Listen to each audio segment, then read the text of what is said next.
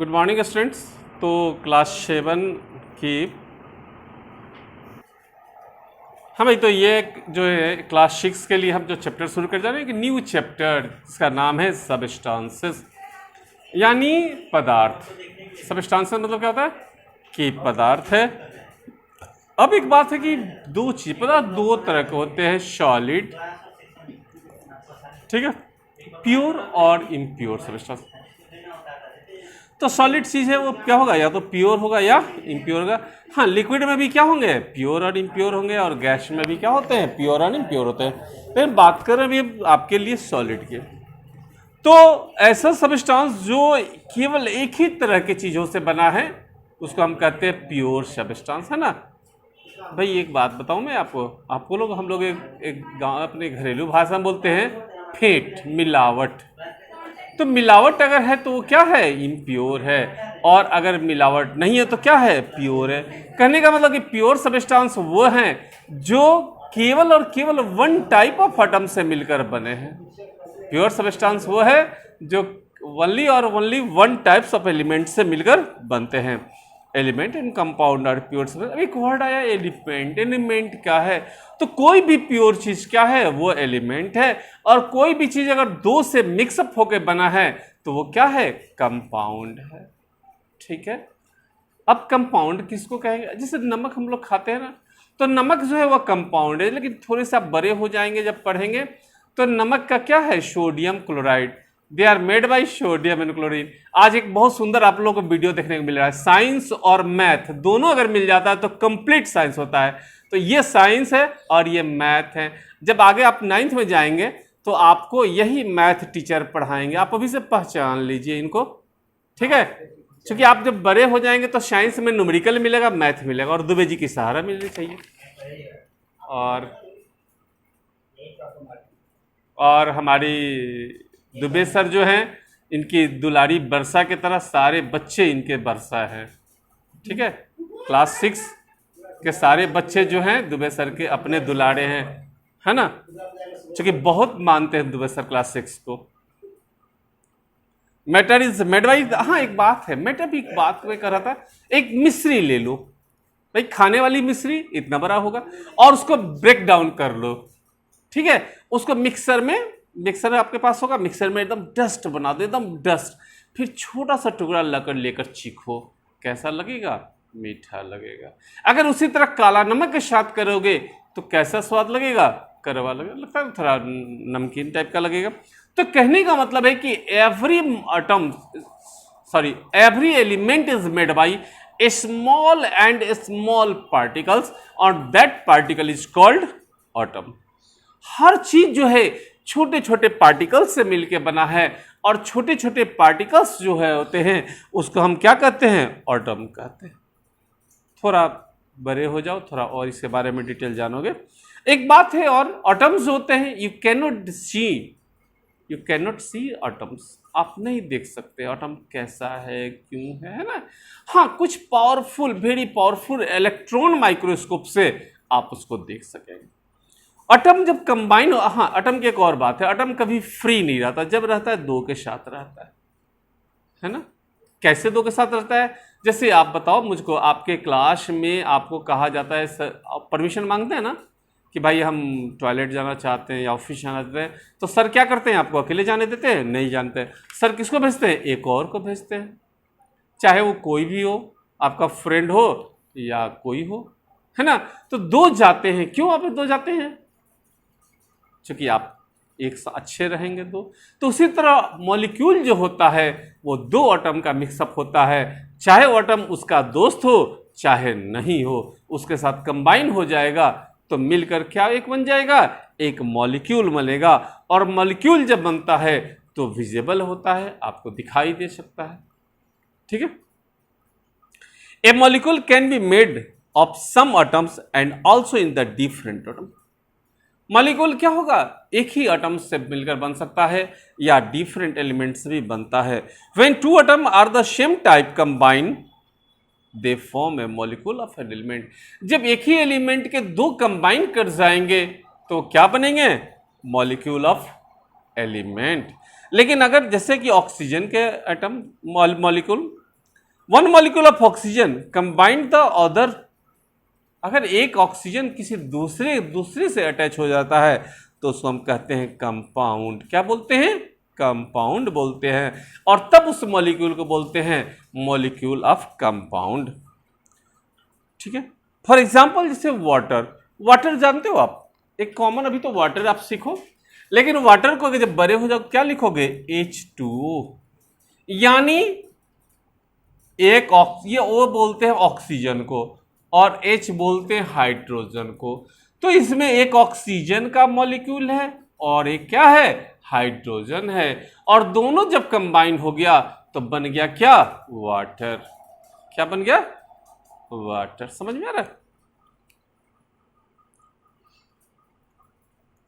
Water being a compound can be broken down into continuously hydrogen oxygen. हाँ, water को जब है थोड़ा, मैं कहा ना कि आपकी क्लास तो बहुत छोटा है इसलिए बहुत ज़्यादा आपके समझ में शायद नहीं है, लेकिन थोड़ी जान जाइए कि वाटर जो है उसको अगर हम इलेक्ट्रोलाइसिस करें, उसके अंदर एक करंट फ्लो कराएं, एक्सपेरिमेंट मत कीजिएगा, क्लियरली मैं कह रहा हूँ। तो वाटर के अंदर जो स्पेशल कंडीशन हम लोग करते हैं तो उसके अंदर अगर करंट फ्लो कराएंगे तो वी हैव द हाइड्रोजन और ऑक्सीजन दोनों मिलेगा। इसको हम कहते हैं इलेक्ट्रोलाइसिस ऑफ वाटर। अब इम्प्योर सब्सटेंस, भाई एक सवाल आया, इम्प्योर इम्प्योर क्या भाई, कैसे बनाएंगे इम्प्योर? अरे किसी 2-3 चीज को फेंट दो, इम्प्योर हो गया। ठीक है। अब एक, हाँ याद आ गया मुझे, आज कौन दिन है जी? आज शुक्रवार है और हम लोग भुजा खाते हैं ना। तो भुजा खाते हैं तो क्या करते हैं? दुकान से खरीदते हैं और वो क्या करता है? कई चीजों को मिक्सअप कर देता है। एक चीज नहीं देगा कोई, वो देखोगे तो ठेले पर दे रखता है, बहुत सारे चीज रखता है, तो सब चीजों को मिक्सअप कर देता है। तो क्या हो गया? इम्प्योर हो गया। तो आपके पास भी अगर 2-3 प्योर सब्सटेंस हैं, उनको मिक्सअप कर दीजिए तो क्या हो जाएंगे? इम्प्योर हो जाएंगे। ठीक है। The substance in mixture can be present in any amount. हाँ, किसी भी अमाउंट में हो सकता है। भाई यहाँ इम्प्योर का एक एग्जाम्पल, वर्षा जी अगर आप मेरी वीडियो देखिए तो बताइएगा। मैंने देखा है वर्षा जी आपके यहाँ कि आलू की सब्जी बनी और उसमें घर वाले क्या डाल दिए? थोड़ी मटर डाल दिए, है ना। तो आलू की सब्जी बनती तो अगर केवल आलू बनता that is one type of potato, लेकिन अगर आपके यहाँ घर वाले क्या डाल दिए? थोड़ी सी मटर डाल दिए, तो क्या बन गया? आलू मटर की सब्जी। और वो अगर कंपाउंड मानोगे तो हो गया मॉलिक्यूल ऑफ कंपाउंड। नहीं, और अगर दुबे सर ले आए, क्या ले आए? गोभी ले आए, तो वो भी डाल दो उसमें, तो क्या हो गया? आलू मटर गोभी की सब्जी। तो उसका जो छोटा सा एलिमेंट होगा वो कंपाउंड की, वो क्या बनेगा? कंपाउंड की, अरे किसकी कंपाउंड? आलू मटर गोभी की छोटी सी यूनिट। ठीक है। और A mixture can usually be separated into original components by mechanical or physical means। हाँ, कंपाउंड को हम क्या करते हैं? जनरली मिक्सचर जो होता है उसको हम अलग अलग सेपरेट कर सकते हैं। कैसे करेंगे? अभी मैंने एग्जांपल आपको दिया, आलू और मटर। भाई मुझे इच्छा नहीं मैं आलू खाऊं, मैं मटर चुन लूंगा। अगर आलू को भी मटर है की सब्जी है, मुझे आलू की इच्छा नहीं, मैं गोभी खा सकता हूं, मैं मटर ले सकता हूं। मुझे मटर की इच्छा नहीं, मैं आलू और गोभी ले सकता हूं, है ना। मुझे मटर और आलू नहीं चाहिए, केवल गोभी ले सकता हूं। तो कहने का मतलब है कि हम तीनों सब्जियों के तीनों पार्ट को क्या करेंगे? सब चाहें इजी मेथड से बिल्कुल हाथ से चुन चुन के अलग कर दो, भाई साफ बात है। तो मिक्सचर के जो एलिमेंट्स होते हैं वो इजी वे में क्या करते हैं? हम उसको इजी वे में हम उसको सेपरेट कर सकते हैं। ठीक है। मिक्सचर आर नाइदर एक वर्ड आया होमोजेनियस और हेट्रोजेनियस। देखो बेटा, होमोजेनियस में जो वर्ड होता है, अगर सब चीज की मात्रा फिक्स कर दे, किसकी मात्रा फिक्स कर दे? सब चीज की मात्रा फिक्स कर दे, तो वो हो गया होमोजेनियस। जब क्लास चलेगी, मैं वीडियो में तो मैं ज्यादा नहीं बता सकता, जब मैं क्लास चलेगी तो मैं आपको दिखाऊंगा एक्सपेरिमेंट करके कि होमोजेनियस और हेट्रोजेनियस किसको कहते हैं। जैसे अब एक थोड़ा सा मैं एग्जांपल दे दूं कि मान लो कि 1 kg पोटैटो है और इसमें 1 kg P, 1 kg आलू में 1 kg मटर हम डालें तो ये क्या, और एक, ठीक है, और 1 kg कैलीफ्लावर, तो आलू भी 1 kg, मटर भी 1 kg और कैलीफ्लावर भी 1 kg। तो इसको मिक्सर जब बनेगा इसको कहेंगे होमोजेनियस। लेकिन अगर 1 kg आलू है और मटर अगर महंगा है तो भाई क्या करेंगे, इसको आधा किलो कर दो, और कैलीफ्लावर और महंगा है तो 1/4 1 पाव कर दो, जो महंगा है कम कर दो, जो सस्ता है पूरे डाल दो। तो वैसा मिक्सचर कहलाएगा हेट्रोजीनियस मिक्सचर। यानी हेट्रोजीनियस मिक्सचर जो होते हैं उसमें एलिमेंट्स की जो मात्रा होती है फिक्स नहीं होती है। बस आज, हाँ एक चीज थोड़ा सा और एक अच्छा टॉपिक नजर आया, टाइप ऑफ मिक्सचर। अब मिक्सचर को हम कैसे मिक्स करते हैं भाई, एक चीज है सॉलिड इन सॉलिड, 2 सॉलिड का मिक्सचर, वही बताओगे आप, 2 सॉलिड के मिक्सचर में आ जाएंगे। हाँ एक याद आया आपको, चावल में कंकर का मिक्सचर, चावल में कंकर होता है ना, और भाई हमें तो बहुत अच्छा लगता है कि जब आप चावल खाओ और दांत तर पड़ेगी क्रक, बड़ी आनंद आता है ना आपको। तो ये मिक्सचर क्या है, ये मिक्सचर है सॉलिड टू सॉलिड, क्योंकि चावल भी सॉलिड है और कंकर भी सॉलिड है। सॉलिड में लिक्विड का मिक्सचर, तो भाई दूध में चीनी का मिक्सचर, दूध क्या है, लिक्विड है, और चीनी क्या है, सॉलिड है, दोनों का मिक्सअप कर दो तो क्या हो गया। तीसरा है लिक्विड में लिक्विड का मिक्सचर, भाई हमारे भाई हैं वो क्या करते हैं, थोड़ी सी दूध कम होती है तो थोड़ा पानी मार देते हैं उसमें, तो ये क्या हो गया, लिक्विड टू लिक्विड का मिक्सचर। लिक्विड में गैस का मिक्सचर, हाँ बड़ी अच्छी बात है, लिक्विड में गैस का मिक्सचर। तो हम लोग जनरली जो करते हैं सोडा वाटर पीते हैं ना, तो सोडा वाटर जो पीते हैं, सोडा वाटर समझ में आ रहा है, अरे कॉमन नाम सोडा वाटर है, और ऐसे उसको स्प्राइट, थम्स अप, मिरांडा क्या क्या बोलते हैं, लिम्का और ड्यू, आजकल बड़ा अच्छा प्रचार आता है, ड्यू, 7 अप, डर के आगे जीते, बहुत सारा बात है ना।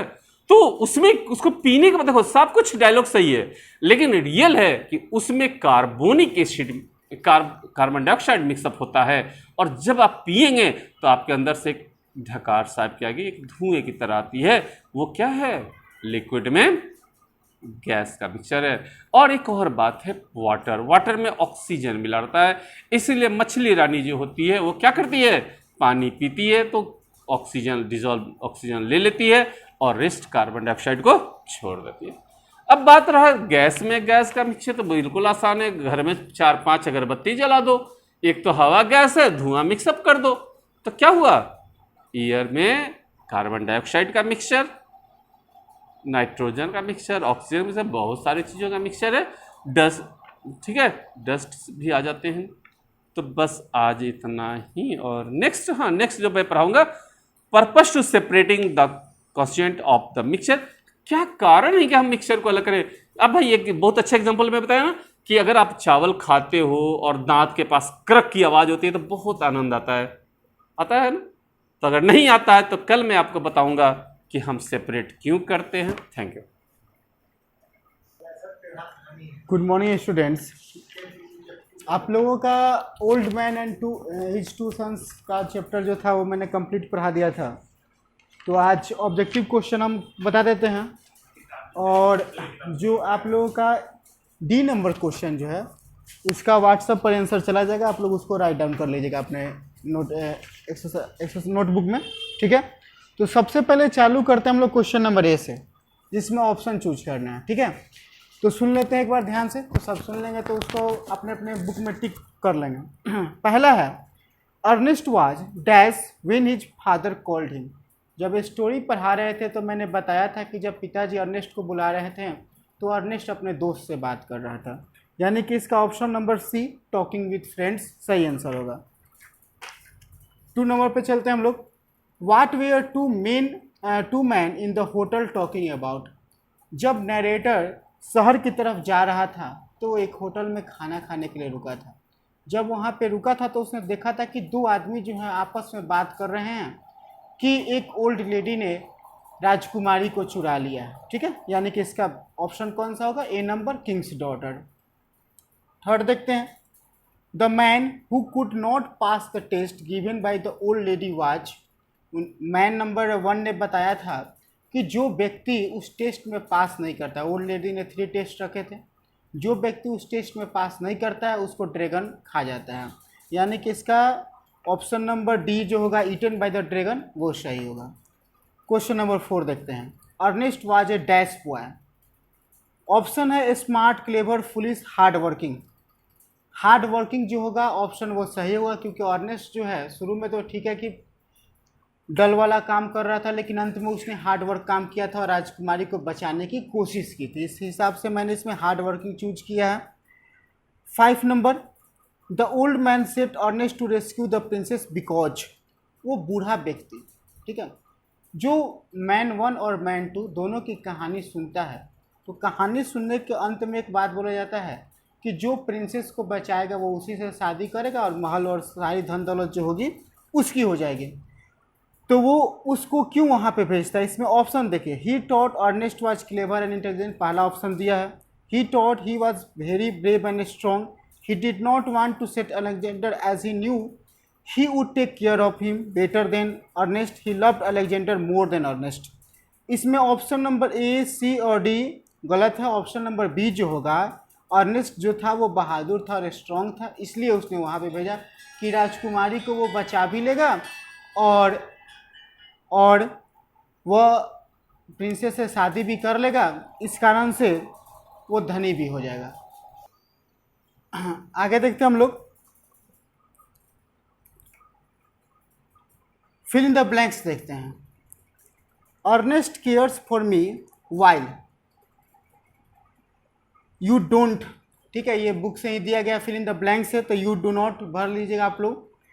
दैट मैन विल मैरी, जो व्यक्ति वो टेस्ट पास करता है वो प्रिंसेस से शादी करता है, यहाँ पे फिल इन द ब्लैंक्स में हम लोग प्रिंसेस भरेंगे, प्रिंसेस भरेंगे। थर्ड नंबर देखते हैं, an old farmer lived with his 2 sons named Alexander and Ernest, ठीक है। 4 नंबर देखते हैं, the old man Ernest to help the princess so that could save the princess and marry. इसमें option number 1 में Ernest भरेंगे, second में help और third में हम लोग भरेंगे मैरी। 5 नंबर देखते हैं, fill in the blanks. Ernest dash and was chased by the dragon in the castle, Ernest run, बचाने के लिए वहाँ से अर्नेस्ट भाग जाता है, यानी कि दौड़ने लगता है। आखिरी है, who said these words and to whom, who और हुम है। पहला नंबर देखते हैं कि अनकवर योर सेल्फ में देखते हैं कि हु कौन है, ओल्ड लेडी, और किससे कहती है वो बात, अर्नेस्ट से। सेकेंड में देखते हैं, पीपुल से दे आर वेरी हार्ड, इसमें हु कौन है, मैन 2 है, और हुम कौन है, मैन 1 है। The water is deep and cold I could catch a cold, who कौन है इसमें, अर्नेस्ट है, और हुम कौन है, ओल्ड लेडी है। I have to do something before we go broke, who कौन है, फार्मर है, और हुम कौन है, नरेटर है। तो यहाँ तक था हम लोग का ऑब्जेक्टिव। आप लोगों का जो क्वेश्चन है ना उसका व्हाट्सएप पे आंसर चला जाएगा, आप लोग वहाँ से लिख लीजिएगा। Thank you. Hi students,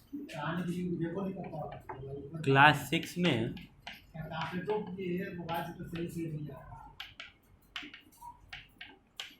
geography chapter पढ़ रहे थे लोग। जियोग्राफी में हम लोग 5th 6th चैप्टर इंडिया और मदरलैंड पढ़ रहे थे, इंडिया और मदरलैंड।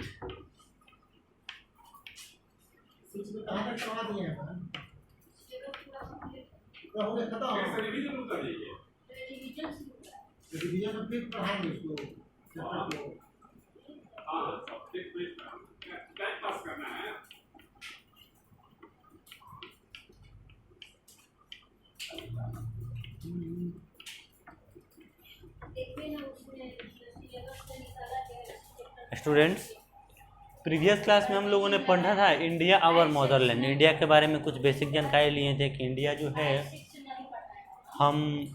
है किस कॉन्टिनेंट में आता है, किस इंडिया के कितने भागों से होकर के ट्रॉपिक ऑफ कैंसर गुजरता है, तो ये सब हम लोग कुछ प्रीवियस क्लास में पढ़े थे। अभी हम लोग जानेंगे कि location and extension of the India, Bharat का विस्तार कहाँ तक है और इसकी स्थिति क्या है। पृथ्वी पर भारत की स्थिति क्या है, मतलब कितने डिग्री लैटिट्यूड से कितने डिग्री लैटिट्यूड तक भारत का विस्तार है, और लॉन्गिट्यूड टू लॉन्गिट्यूड यह, और इसका एक्सटेंशन किस देश से किस देश तक है। तो इसमें हम लोगों ने कुछ जाना था कि India is the world 7th largest country with area about 3.28 million square metre.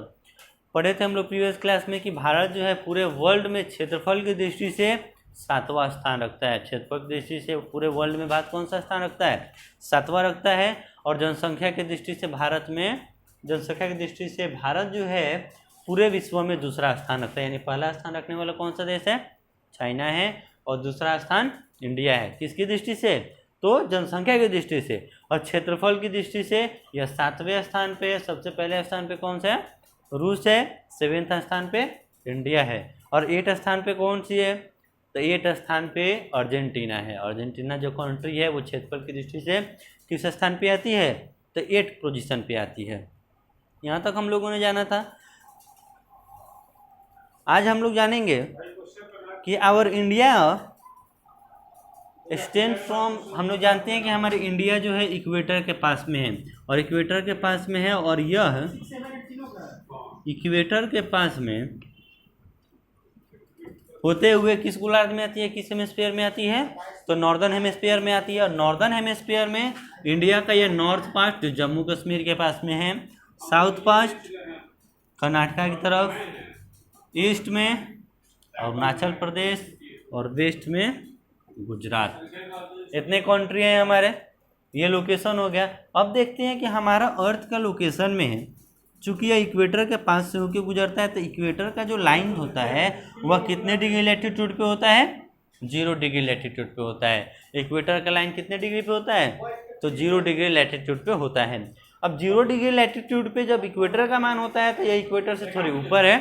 Equator से कहाँ है, थोड़ी ऊपर नॉर्दर्न हेमिस्फीयर में आता है इंडिया। तो नॉर्दर्न हेमिस्फीयर में इसका जो लैटिट्यूड शुरू होता है वह 8 डिग्री 4 मिनट नॉर्थ से लेकर के और 37 डिग्री 6 मिनट नॉर्थ तक है। मीन कि यहाँ पर साउथ पोर्शन जो है हमारा इंदिरा पॉइंट जो अभी ओशन में है, डूब चुका है। तो यह जो इसका लैटिट्यूड जो बनता है वह 8 डिग्री 4 मिनट नॉर्थ है।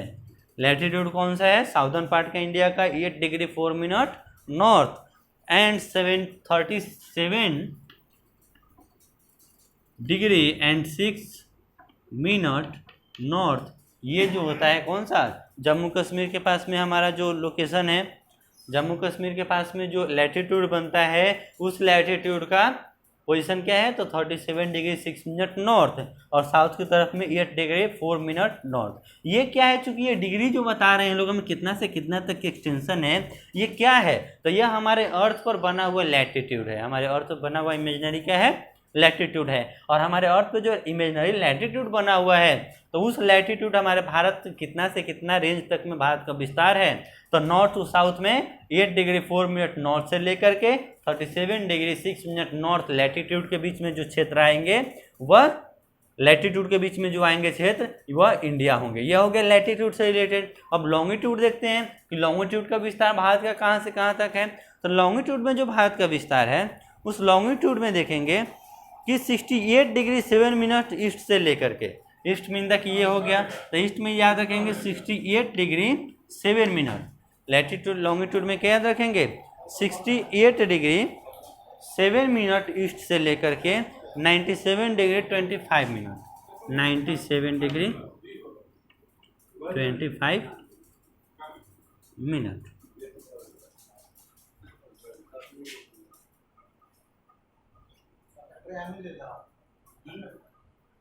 ठीक है, तो याद रखेंगे लोग कि हमारे भारत का जो विस्तार है कितना से कितना तक है, तो 68 डिग्री 7 मिनट ईस्ट से लेकर के, और ये ईस्ट हो जाएगा,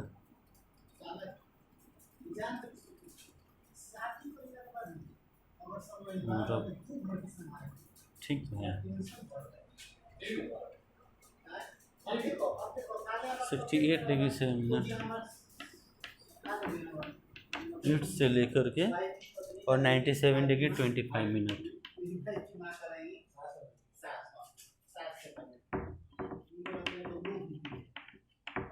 देखिए लॉन्गिट्यूड में कितना से कितना विस्तार है, तो लॉन्गिट्यूड में देखेंगे यह 68 डिग्री 7 मिनट ईस्ट से लेकर के और 97 डिग्री 25 मिनट ईस्ट तक का जो रेंज होगा, इन दोनों लॉन्गिट्यूडों के बीच में जो क्षेत्र आएंगे, ये क्षेत्र किसका होगा, भारत का होगा। तो यह था हमारा अक्षांश और देशांतरीय विस्तार कि भारत का कितने डिग्री अक्षांश से कितने डिग्री अक्षांश तक विस्तार है और कितने डिग्री देशांतर से कितने डिग्री देशांतर तक विस्तार है।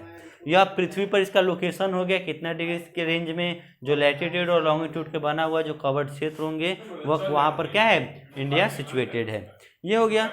इसमें नेक्स्ट पॉइंट है कि अब इसके आस पड़ोस के देश नेबर्स कंट्री, तो नेबर्स कंट्री कौन कौन से हैं, तो to the north of the India are the China, Nepal and the Bhutan. Bharat के उत्तर में चाइना, नेपाल और भूटान है। भारत के उत्तर में कौन कौन से है, चाइना, नेपाल एंड भूटान। याद रखेंगे कि भारत के उत्तर भाग में कौन कौन से पड़ोसी कंट्री है, नेबर कंट्री है, तो वो चाइना, नेपाल और भूटान नॉर्थ साइड में। इसके बाद and to the east Bangladesh and Myanmar, और पूरब की तरफ में बांग्लादेश और म्यांमार है। पूरब में कौन कौन है, बांग्लादेश एंड म्यांमार।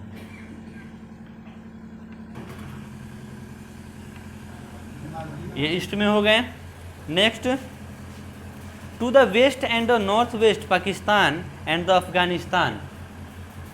नॉर्थ और वेस्ट की तरफ में कौन कौन से हैं, नॉर्थ वेस्ट की तरफ में अफगानिस्तान और पाकिस्तान है। नॉर्थ वेस्ट की तरफ में कौन है, पाकिस्तान है एंड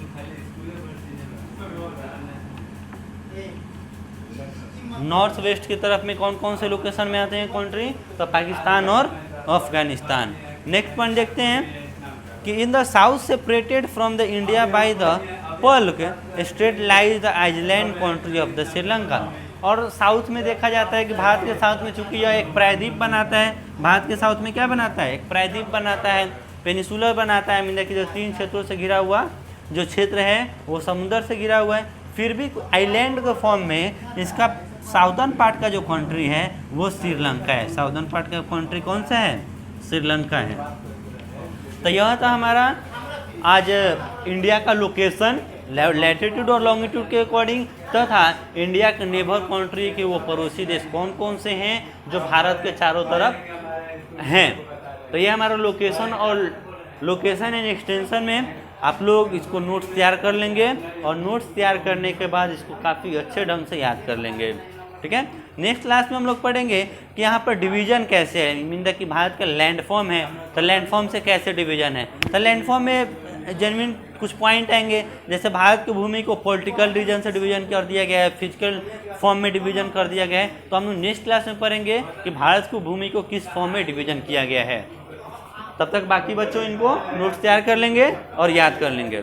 थैंक यू। 6 क्लास के बच्चे ध्यान देंगे। आज आपको पढ़ना है हिंदी में पार्ट 6 का एक पोएम है, कविता है, जलाते चलो। तो ये कविता को द्वारिका प्रसाद माहेश्वरी ने लिखे हैं और इसमें अंधकार को कैसे दूर किया जाता है, आदमी के मनुष्य के जीवन में जो अंधकार होता है उसको हम किस तरह दूर कर सकते हैं, इस कविता के माध्यम से दर्शाया गया है, बताया गया है। तो जलाते चलो, इस कविता के माध्यम से कवि कहना चाहता है कि इस पृथ्वी पर अश्वित अंधकार फैला हुआ है, पर हमें दीपक से प्रेरणा लेकर अंधकार को दूर करने के लिए संघर्षरत रहना चाहिए। तो अब पोएम आगे हम लोग पढ़ेंगे। जलाते चलो ये दीप सने भर भर, कभी तो धरा का मिटेगा अंधेरा मिटेगा।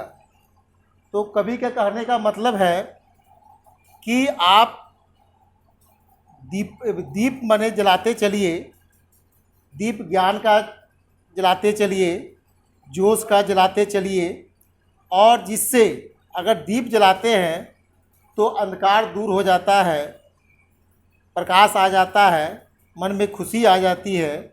उसी प्रकार दीप को हम लोग भी किसी के अज्ञान को ज्ञान बांटते चलेंगे तो वो भी जो अज्ञानी रूपी अंधेरा उसके जीवन में है वो खत्म हो जाएगा। जला दीप पहला तुम्ही ने तिमिर की, चुनौती प्रथम बार शिकार की थी।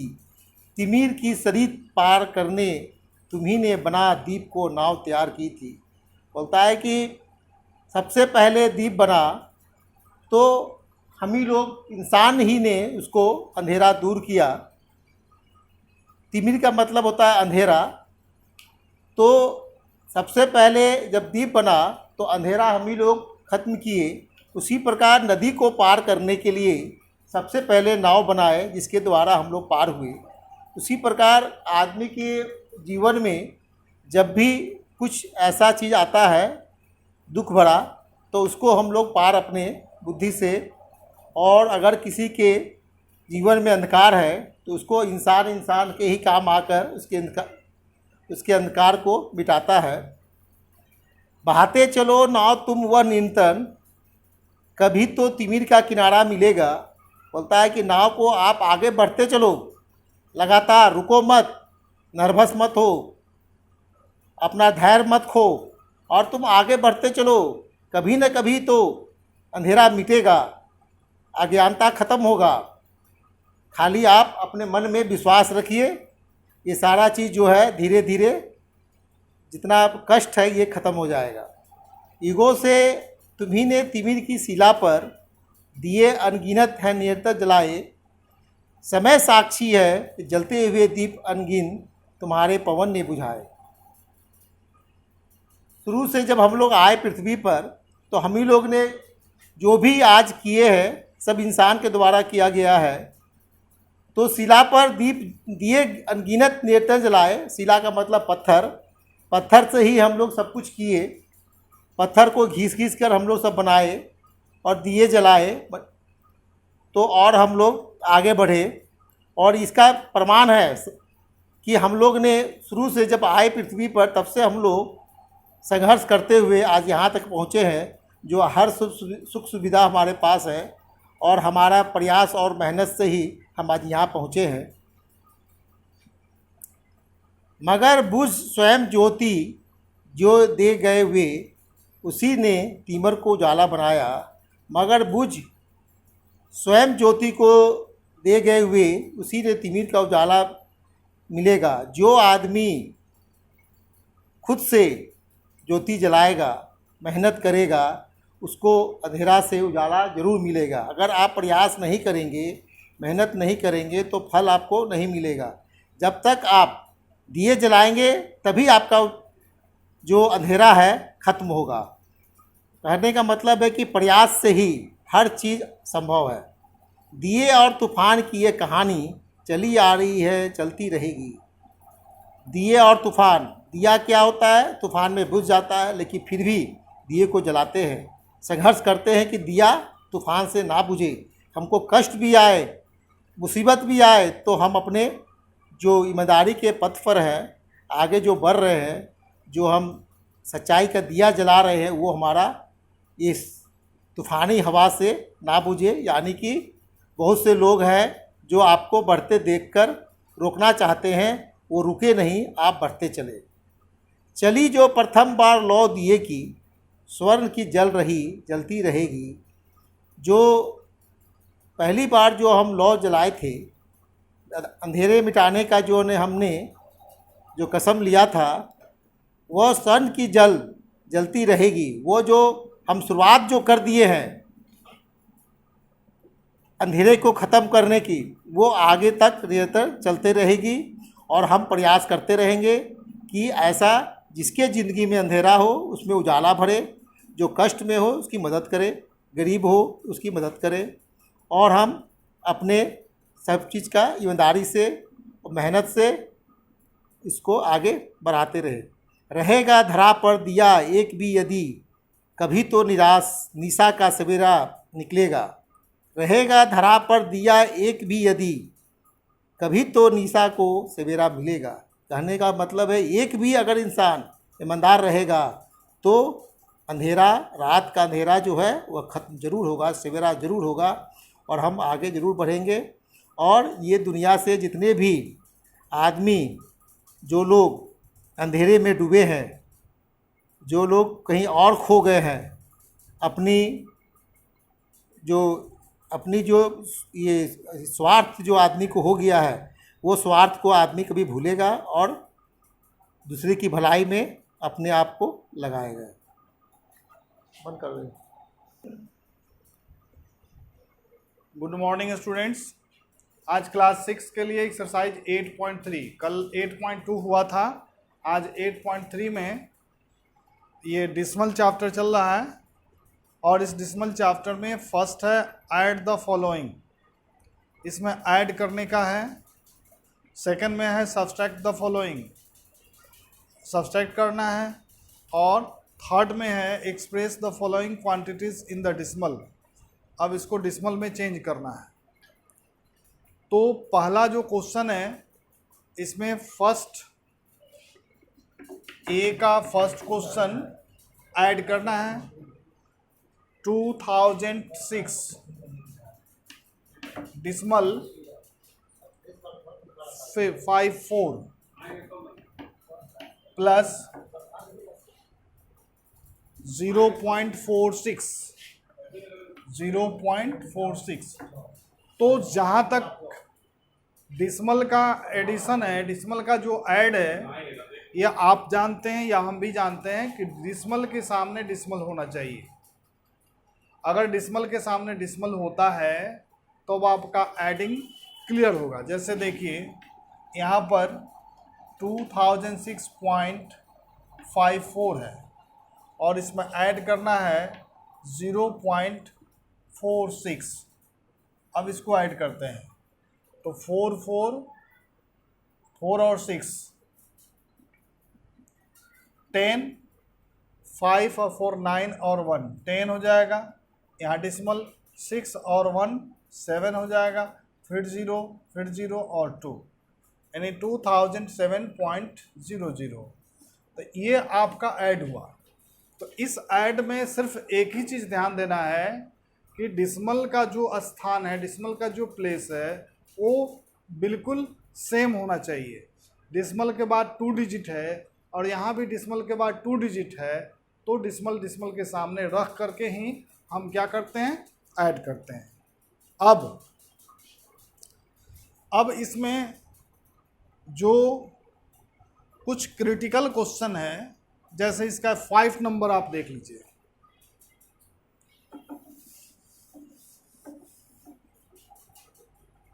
इसमें का जो 5 नंबर है वो क्वेश्चन है 601.3 और प्लस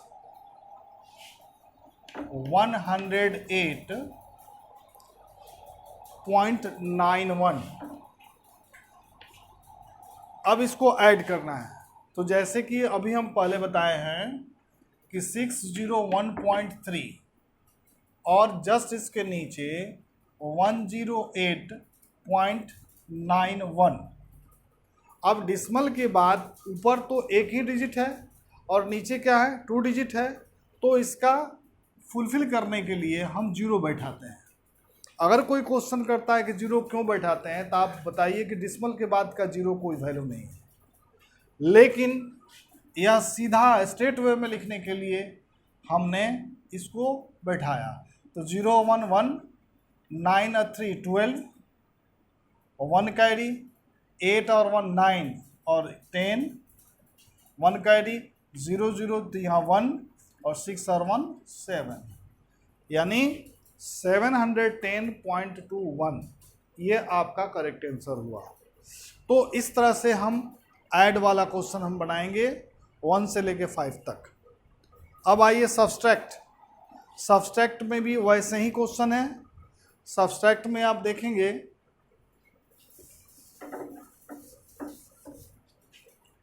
क्वेश्चन नंबर बी, इसमें सब्सट्रैक्ट करना है 34.17 34.17 और माइनस करना है कितना 32.717 32.717। अब यहाँ पर देखिए इसमें से हमको इसमें लेस करना है, लेकिन प्रॉब्लम क्या है कि 34.17 है और यहाँ 32.717 है, यानी डिस्मल के बाद ऊपर वाले डिजिट में डिस्मल के बाद 2 डिजिट है और नीचे वाले में डिस्मल के बाद 3 डिजिट है। तो वही प्रोसेस करेंगे, एक जीरो हम यहाँ बैठा देंगे। इस जीरो को बैठाने से इस नंबर पर कोई फ़र्क नहीं पड़ता, लेकिन नीचे वाले पर कुछ ना कुछ फ़र्क पड़ता है, क्योंकि नीचे वाले को क्या करना है, सब्सट्रैक्ट करना है। अब यहाँ पर हम सब्सट्रैक्ट जब करते हैं तो यहाँ इसमें से 1 डिजिट लेकर के इसको 10 कर देते हैं, 10 में से 7 गया 3, ठीक है। यहाँ पर बचा 6, 6 में से 1 गया 5, यहाँ पर बचा 1, तो 1 में से 7 नहीं जाएगा तो 1 डिजिट इसको ले लेते हैं, 11 में से 7 गया 4 और यहाँ पर 3 में से 2 गया 1 और ये कट गया, तो 1.453। अब अगर आप चेक भी करना चाहें तो चेक कर सकते हैं इसके साथ, इसमें कोई भी डिजिट आप जोड़ेंगे, अगर इसको इसके साथ जोड़ेंगे तो ये निकल जाएगा, या इसमें रिजल्ट में इसको ऐड करेंगे तो ये निकल जाएगा। तो इस तरह से ये चीज़ आपको मैं बता दें कि यहाँ पर डिस्मल के सामने डिस्मल ही रहना बहुत ज़रूरी है। अगर डिस्मल थोड़ा सा भी गड़बड़ होगा तो आपका सब्सट्रैक्ट भी गड़बड़ हो सकता है, ऐड भी गड़बड़ हो सकता है, ठीक है। अब सी नंबर में express the following quantities in the dismal. अब इसमें डिस्मल में चेंज करना है। ये कहता है कि 7 किलोमीटर, यहाँ पर देखेंगे आप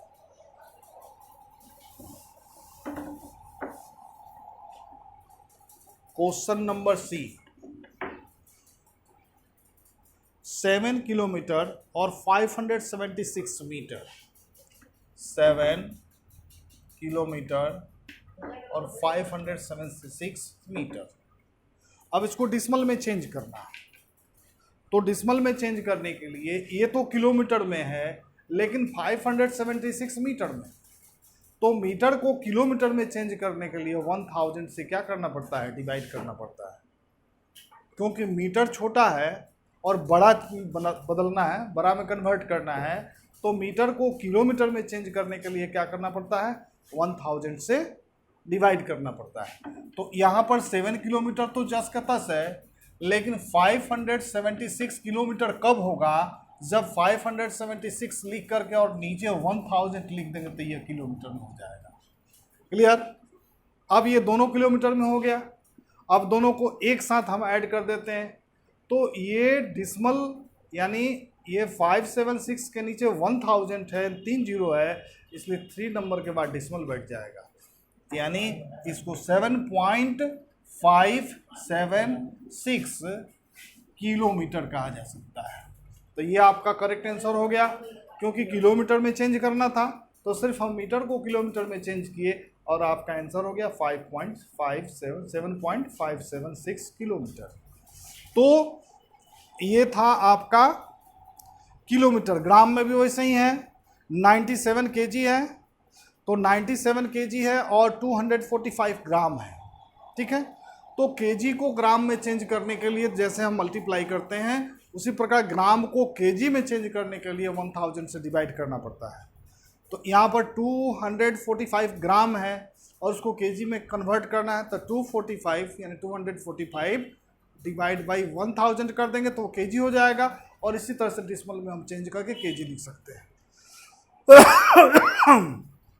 और रुपया और पैसे की बात है, आप प्रीवियस क्लास में पढ़े हो, नीचे क्लास में 5 में भी, 4 में भी, 6 में भी पढ़े हो कि रुपीज़ को पैसे में कैसे चेंज किया जाता है और पैसे को रुपीज़ में कैसे चेंज किया जाता है। पैसे को अगर रुपीज़ में चेंज करना हो तो 100 से डिवाइड करना पड़ता है, लेकिन रुपीज़ को अगर पैसे में चेंज करना हो तो 100 से मल्टीप्लाई करना पड़ता है। तो ये आपका क्रिटिकल पॉइंट है कि जो आप जानते हो उसको रिवीजन करो, और जब रिवीजन करोगे, याद करोगे, तो सब कुछ आपका आसान हो जाएगा।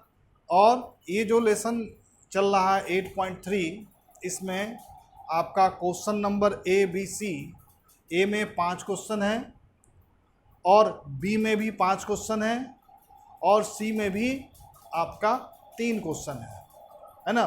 तो ए बी सी ये तीनों चीज़ आप बनाइए। अब कल हम आपको डी से लेकर जे तक कंप्लीट करेंगे, यानी मंडे को क्लास चलेगा, मंडे के दिन सैटरडे बंद रहेगा, ठीक है। तो इस तरह से आप इसको बनाइए और अच्छा मन लगेगा, बनाने में भी आपको मज़ा आएगा। Thank you. क्या करें, हो गया ना।